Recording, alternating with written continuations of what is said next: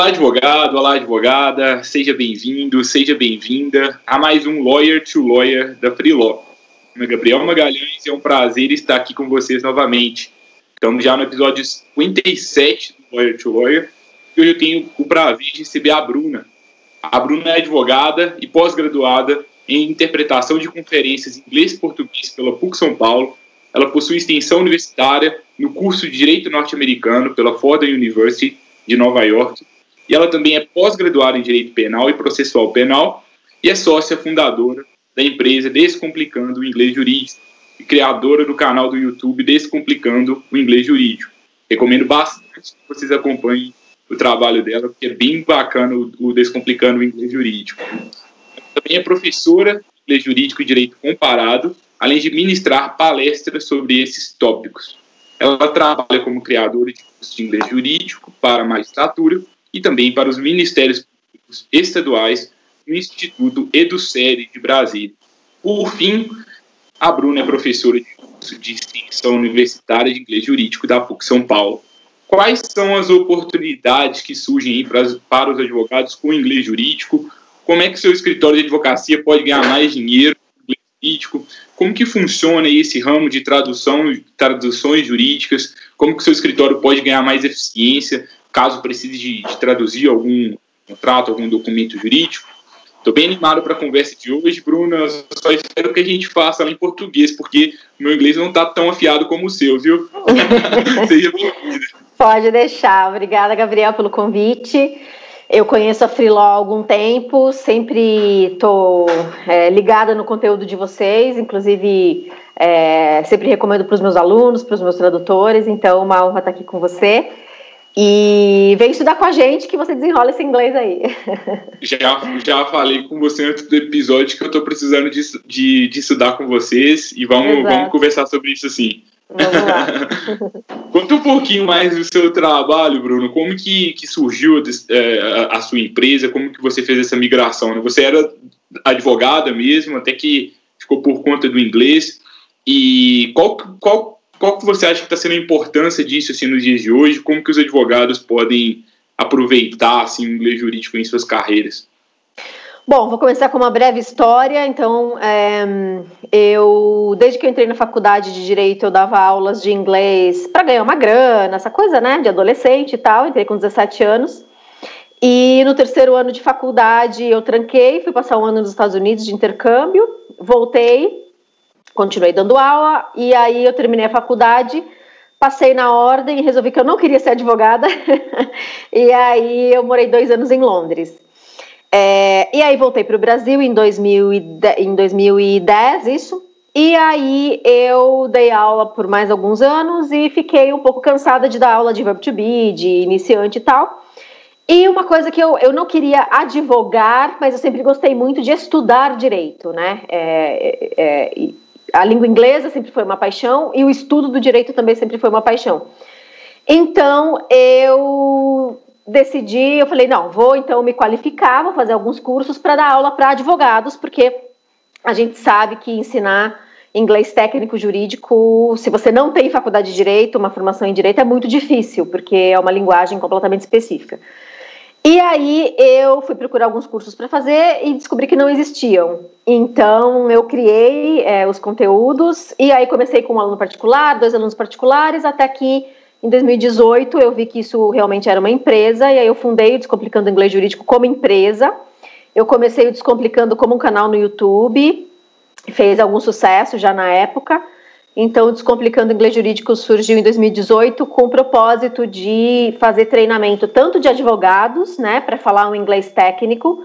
Então o perfil que a gente tem, Gabriel, de aluno é assim, o advogado fala um bom inglês, então ele se vira completamente nos Estados Unidos, na Inglaterra, onde ele for, mas quando ele precisa falar assim, com o cliente dele, olha, a gente protocolou a petição inicial e agora vai aguardar que a outra parte responda por meio da contestação, tal, e a possibilidade de recurso é isso ou aquilo. Então isso é muito técnico, né, absolutamente técnico no inglês. Então é isso que a gente treina aqui no Descomplicando os advogados. E a gente também tem um outro público que é muito interessante, a gente faz treinamento dos tradutores também. Então, a gente ensina para eles a base do direito brasileiro, a base do direito americano, para eles conseguirem fazer essas traduções mais técnicas. E quando eu penso no início, né, que eu sempre dei aulas de inglês e comecei a estudar direito muito cedo, naquela época era impensável juntar inglês e direito. Então, eu fiz a opção pelo inglês, deixei o direito de lado por algum tempo e só agora, só recentemente, 7, 8 anos atrás, eu juntei essa ideia porque quando eu me formei em 2006, o direito brasileiro era eminentemente usado aqui e o direito comparado que a gente tinha na faculdade era o direito romano, né? Uhum. Então, a gente não tinha direito, não sei como é que está a grade hoje em dia. E para voltar para a sua pergunta, como é que isso impacta os escritórios, né? Então, os grandes escritórios de São Paulo têm clientes internacionais, então ter clientes internacionais abre a sua carteira, abre o seu alcance no mundo.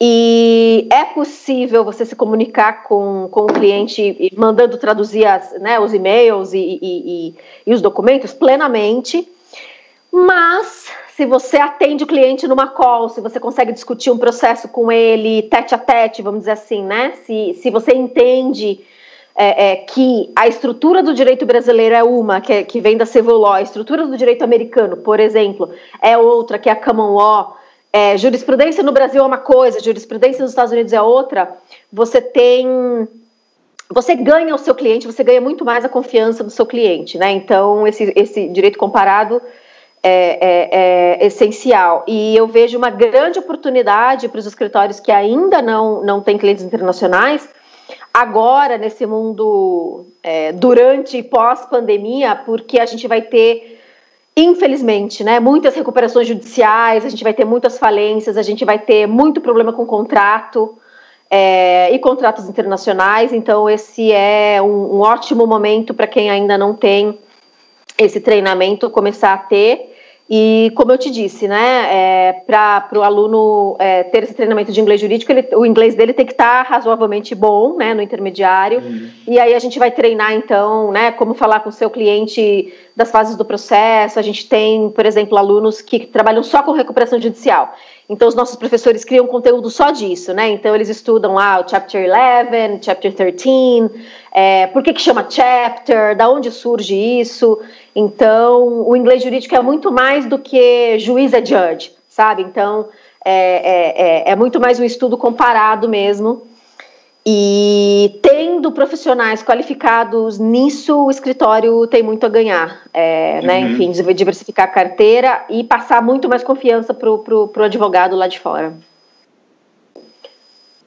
E até uma oportunidade de qualificar fora também do país, né? A gente teve a oportunidade de entrevistar aqui o Jair. Ele falou aqui especificamente sobre carreiras internacionais no direito. E o Jair, ele trabalha na Pepperdine, não sei se você conhece, que é nos Estados Unidos, e ele disse, né, de várias oportunidades jurídicas que estão ali fora do país, que você só vai ter contato se você começar a entrar um pouco nesse mundo, né? Queria saber se você tem alguma dica também, até para quem está buscando internacionalizar a carreira. Às vezes, assim, hoje eu só trabalho em português, não tenho clientes fora, não tenho demandas fora. Qual que é geralmente o caminho para que a gente se conecte mais, assim, globalmente?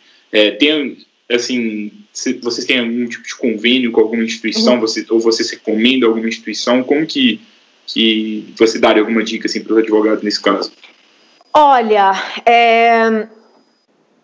agora para a parte pessoal do profissional, né, eu acho que uma grande oportunidade de você entrar nesse mundo mais internacionalizado é fazer o que a gente chama de LLM, que é um mestrado em Direito no exterior. Por exemplo, eu vou falar da experiência que eu tive. Eu fiz uma extensão universitária na Universidade de Fordham, lá em Nova York, que não foi uma LLM, mas o LLM deles, por exemplo, dura 1 ano, então é relativamente curto, né? Se a gente pensar que um mestrado dura, enfim, 3, 4 anos. Eu acho que... E uma experiência muito interessante é assim, o aluno chega lá no LLM, lá na primeira aula, eu assisti algumas aulas de LLM, ele chega lá achando que falar inglês para ir no McDonald's e para pedir alguma coisa pelo telefone, reservar um hotel é suficiente. E aí, quando ele chega na primeira aula, ele escuta um monte de palavras que são usadas no inglês geral, mas no inglês jurídico tem um sentido completamente diferente e técnico. Então, eu acho que fazer um LLM fora é excepcional. No estado de Nova York, por exemplo, né, você pode sair daqui com um diploma em Direito e chegar lá, fazer esse LLM por um ano e até prestar a OAB de lá, que é a Bar Association. Isso depende de estado, tá? Eu sei disso no estado de Nova York. E fazer contatos, e de repente sair de lá até estagiando num escritório de Nova York ou de outro estado, enfim. Então, eu acho que esse pode ser um bom caminho. Agora, com esse mundo pós-pandemia, durante e pós-pandemia, talvez alguns cursos se abram online, né? Então, você também não vai precisar, porque eu acho que, tendo morado nos Estados Unidos e na Inglaterra, eu recomendo muito essa vivência de morada em outro país. Mas eu também entendo que, dependendo da fase de vida do advogado ou da advogada, não é possível. Então, talvez tentar aproveitar alguns cursos online, né? Então, a Fordham, por exemplo, esse ano, nesse semestre, está fazendo um curso de inglês jurídico mesmo, Legal English, totalmente online, que você tinha que morar em Nova York por 6 meses. Então, deem uma procurada nessas oportunidades para quem não quer ou não pode sair do país.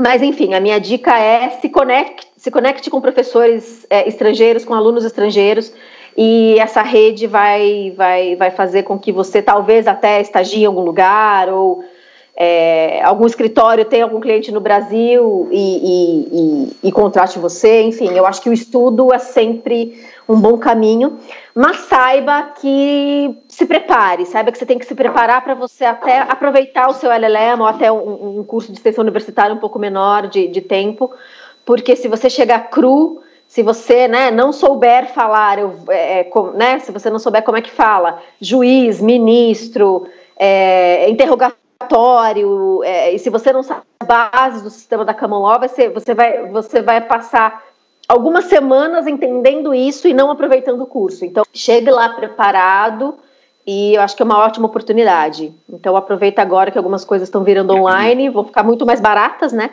Muito mais acessíveis para todo mundo. Legal, Bruna.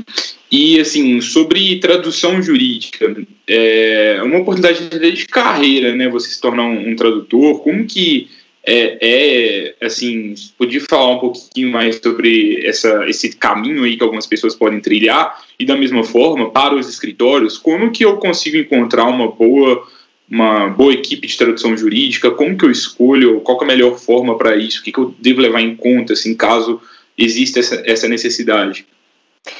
Tá, vou te responder a primeira pergunta. A gente tem alguns alunos formados em Direito brasileiro que estão sendo treinados para virarem tradutores jurídicos. Mas esse caminho não é tão simples assim. Então, o ideal dos mundos é que o tradutor seja formado em Direito brasileiro, seja formado num curso de tradução, de técnicas de tradução, e aí o Descomplicando Inglês Jurídico vai lá e treina ele nesse quadrado menor que são os termos jurídicos. E aí os tradutores me perguntam: Bruna, mas eu não tenho faculdade de Direito, eu preciso fazer uma faculdade de Direito para ser um excelente tradutor jurídico? Eu falo, não. Mas você tem que entender muito de Direito. Então é isso que a gente faz no Descomplicando, treinando os nossos tradutores para entenderem o sistema brasileiro, jurídico brasileiro, para entenderem as dinâmicas. Então, os tradutores geralmente chegam para a gente, Gabriel, eles não sabem o que é competência, o que é competência da Justiça Federal, da Justiça Estadual, eles não sabem onde está lá o TJ, né, nesse organograma de justiça. Então, saber isso é absolutamente essencial. Para um escritório de advocacia, eu costumo dizer que, claro que eu sei que cada um puxa a sardinha para o seu lado, mas a tradução técnica em geral ela é muito difícil, obviamente, né? Então, por exemplo, eu sempre comparo a tradução jurídica com a tradução médica.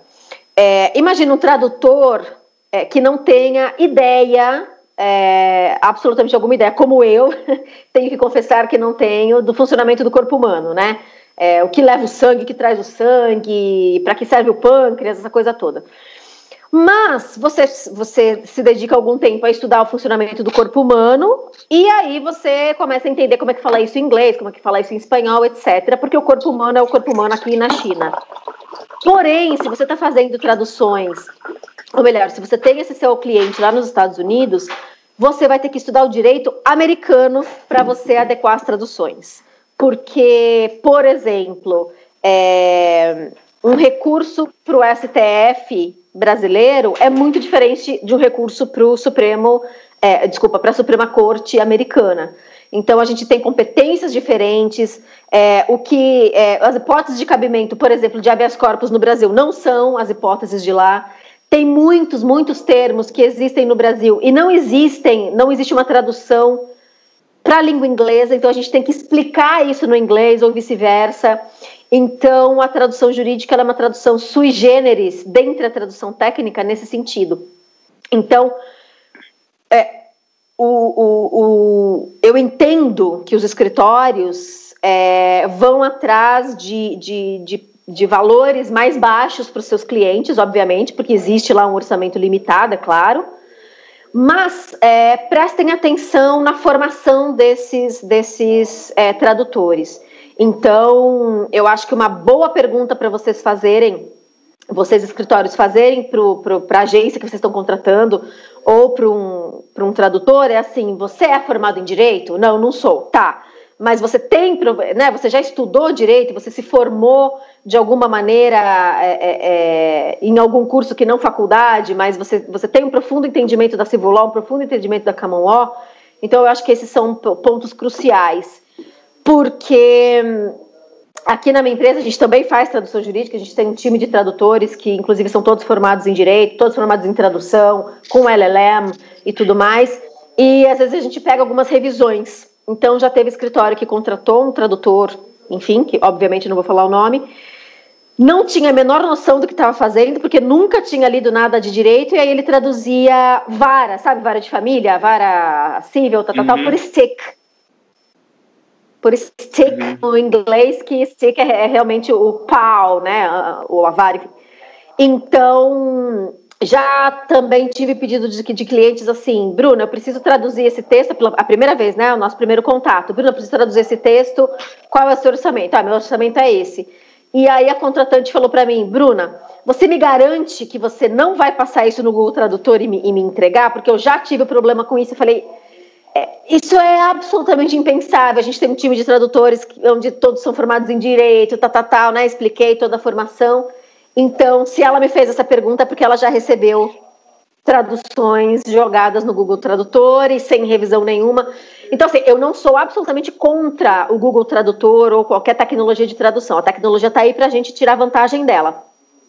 Mas, ainda, antes que inventem um tradutor específico de jurídico, esse olhar humano é absolutamente primordial, né? Então, eu já tive cliente também que, por exemplo, a gente também faz tradução simultânea, né? Eu sou tradutora simultânea formada pela PUC. Então, já chegou um cliente aqui que traduziu um contrato com uma outra empresa e aí contratou a gente para fazer tradução simultânea da negociação desse contrato lá fora.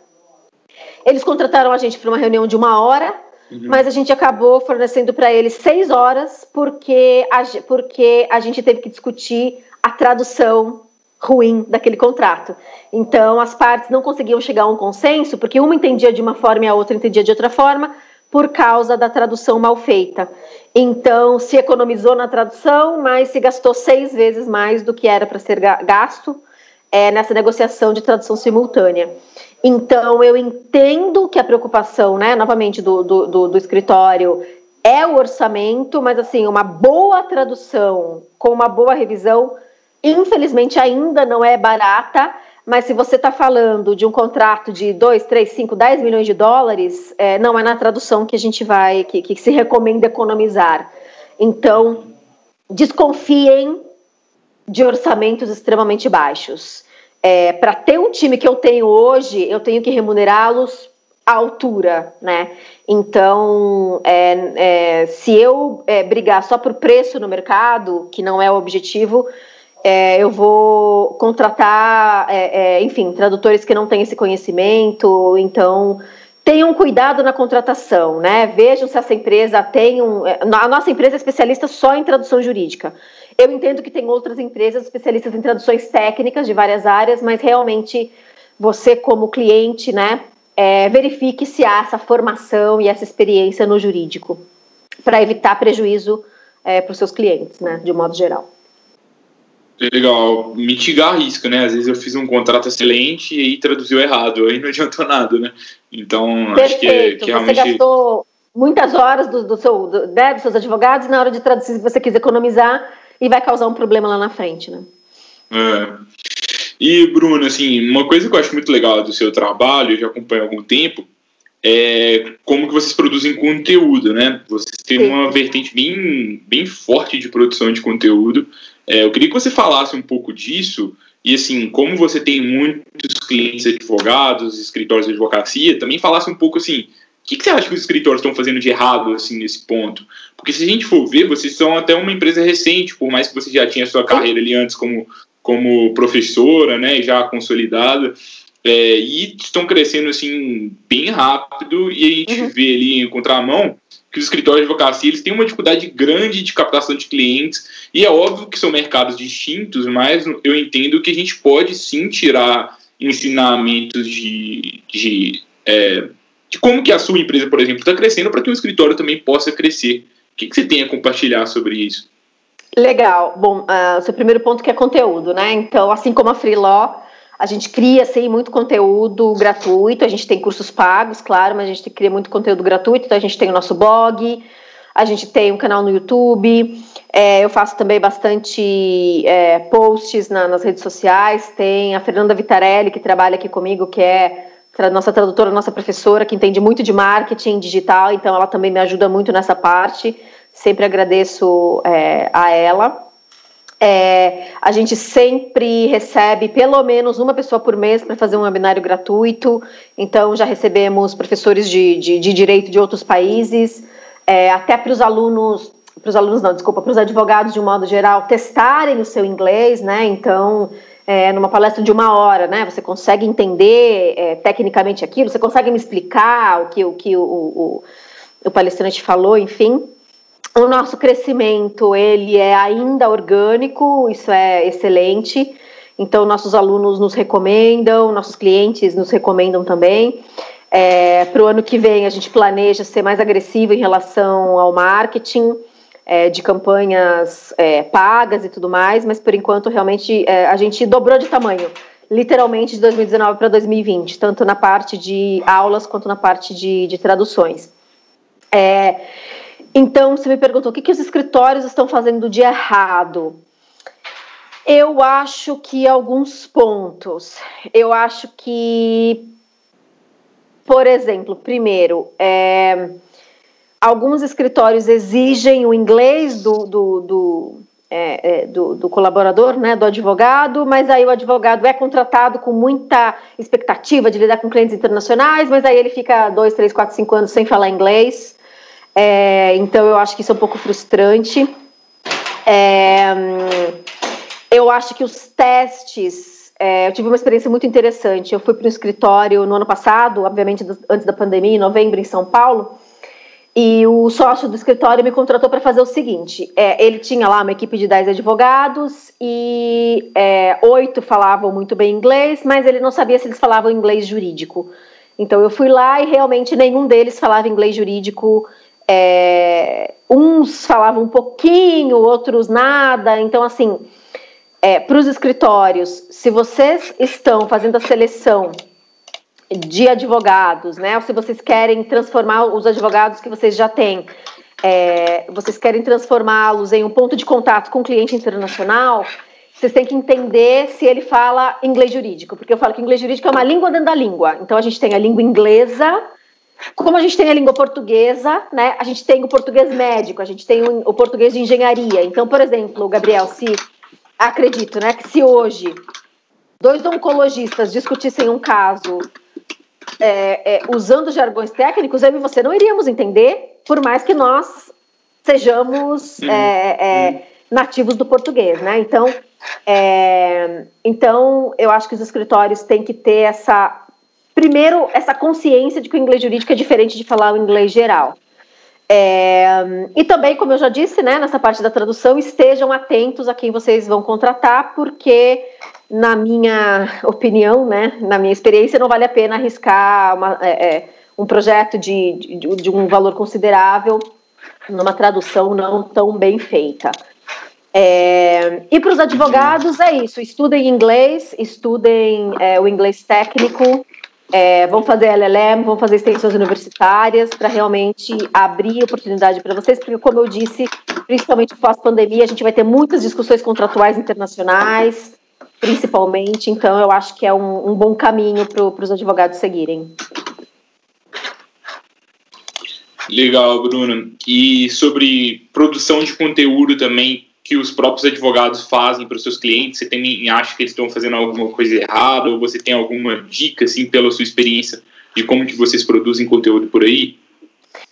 Olha, o próprio nome da nossa empresa já diz, né? Descomplicando o inglês jurídico. Então, a gente tenta fazer tudo de um modo muito não simplista, né? Tudo que a gente faz é complexo, mas de um modo simplificado para os nossos clientes. Então, os alunos têm acesso a plataformas muito simplificadas. Todos os módulos que eu criei, eu criei um modelo de ensino muito simplificado. Então, eu acho que para quem cria conteúdo do jeito que, enfim, independente da área, né? Eu acho que tem que ser atraente e descomplicado dessa maneira. Então, eu acho que depende também do público para o qual você está falando. Então, se você quer alcançar um público maior, não só de advogado, eu tento sempre evitar os jargões, né? Por exemplo. Eu acho que está tendo, agora como consumidora ávida de conteúdo, né? Eu acho que está tendo um excesso de discussões sobre o mesmo tema, então eu acho que a gente realmente precisa ficar atento enfim, né? Sair um pouco do comum.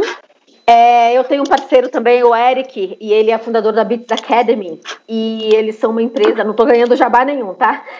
Mas eu gosto de sempre dar, enfim, visibilidade para os nossos parceiros incríveis. E a Bits Academy, eles produzem conteúdos relevantíssimos de tecnologia na área jurídica, eles ensinam sobre legal design, então, assim, eu acho que essa área, né, de tecnologia, de como... E o legal design, na verdade, descomplica, né? Descomplica uma petição inicial, descomplica um contrato, faz as coisas ficarem mais acessíveis. Então, eu acho que esse caminho de criação de conteúdo é muito rico. E dei uma olhada na Bits Academy, tem um webinário que o Eric fez pra gente, explicando o legal design, tá lá no nosso canal no YouTube, que é Descomplicando Inglês Jurídico. Então, eu acho que a gente saiu um pouco dessa nossa rigidez, sabe? E começar a falar um pouco de mundo, nem do futuro, é do presente mesmo, né? Como a tecnologia vai ser a nossa aliada, porque advogado sempre vai existir como uma mente por trás de estratégias e de tudo isso. Então, a minha dica como devoradora de conteúdo é explorar um pouco mais essa temática, que é absolutamente fantástica, e agora está aparecendo a Manu, que é minha companheira de escritório. E, enfim, eu acho que é isso. A gente tem bastante oportunidades aí de conteúdos extremamente relevantes. Muito legal, Bruna. Concordo bastante com o que você trouxe. Eu já conheço o trabalho do Eric.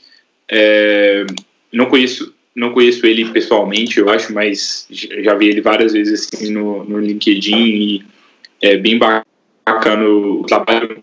Eu me lembro de uma ação que eles fizeram de disponibilizar um modelo de contrato em legal design, deve estar lá no site deles. Eu acho que eles fizeram em parceria com a Alexio, e ficou bem bacana o modelo. Acho que já dá para a gente começar a aprender a utilizar isso na prática mesmo, né? Como utilizar a tecnologia na prática. Acho que a gente vai testando e fazendo. Acho que pegar um modelo desse pode ser um bom start assim, para qualquer escritório de advocacia. E a gente precisa perder o medo, finalizar, né? Eu queria saber... Perdeu o medo de ousar um pouquinho, né? Será que o contrato tem que ser aquela coisa longa mesmo, preto e branco? Então, exatamente, concordo plenamente com você. Exatamente. Para a gente finalizar, você tem algum recado final, alguma pergunta que eu não te fiz que você gostaria de se fazer? E também, se quiser passar seus contatos, já estão todos aqui na descrição do episódio. Mas se Legal. você também quiser ressaltar aqui agora. Eu convido todo mundo, então, para conhecer nosso canal no YouTube, nosso site, a gente está em todas as redes sociais, tem a nossa newsletter também, que a gente envia conteúdo bastante relevante, e eu acho que, assim como o inglês, né, geral, ele já não é um diferencial para os profissionais enfim, né, de empresas, de grandes empresas e tudo mais, ou seja, é óbvio que você sabe inglês para você galgar certos passos. Eu acho que no mundo do direito, daqui a alguns anos, vai ser óbvio que você sabe inglês jurídico, que você conhece os sistemas internacionais e que você consiga navegar nesses sistemas. Então, mas é uma coisa super prazerosa, não é algo chato. A gente tenta, no Descomplicando Eu, os professores, a gente tenta explicar tudo de um modo, como eu falei, né, muito simplificado e muito interessante. E como eu disse, né, para fechar, quando eu me formei, eu não consegui enxergar a junção de inglês e direito, e hoje mais do que nunca eles estão entrelaçados. Então, eu acho que é uma ótima oportunidade. Se você fala inglês jurídico, você fala com clientes da China, você fala com clientes que falam árabe, você fala com clientes, enfim, do mundo todo. E estamos aqui para contribuir. O que a gente sempre preza é o lifelong learning, né? Então, leiam um blog nosso ou de outras empresas, assistam um vídeo de 2 minutos, assistam um webinário do Eric, por exemplo, que é um pouquinho mais longo, mas também é incrível. Então, eu acho que a gente tem o dever aqui no mundo do direito de estar aberto a idiomas, a culturas e a tecnologia. E também, claro, super recomendo o conteúdo da Freeló, que eu devoro também e acho muito interessante. Muito obrigado, Bruna. Queria muito agradecer de novo a sua participação. Foi um prazer aqui o contato. Eu estou com vontade de estudar inglês há algum tempo, já te disse isso. Isso vai deixar de ser uma vontade de reestudar, né? Acho que hoje eu me... De lapidar, exatamente. Hoje, quando eu analiso o meu inglês, eu acho que muitas pessoas se veem em uma situação parecida com a minha. Eu consigo me comunicar, eu consigo consumir os conteúdos, mas eu perco a habilidade de comunicação. Não é a mesma coisa, sabe, que em português. Sim. E algo que, às vezes, faz com que a gente perca alguma oportunidade na vida e, às vezes, não desempenhar tão bem, né? Então, acho que é algo bem importante, todo mundo já sabe da importância disso sempre. Muito agradecer a cada um dos colegas advogados e advogadas que estão aqui novamente presentes conosco, audiência bem assídua. Na próxima semana a gente vai voltar para mais um Lawyer to Lawyer. A gente vai convidar o Leandro Ramos e o tema vai ser marketing no LinkedIn para advogados. Eu acho que vocês vão gostar bastante. Esse episódio está disponível em vídeo, em áudio, em texto. Então não sei se você está nos vendo, lendo essa entrevista ou escutando o conteúdo no seu play de áudio favorito, mas independentemente de onde você estiver consumindo, compartilhe o conteúdo com outros colegas advogados e advogadas se você tiver gostado. A gente se vê novamente na próxima semana. Até lá, abraço!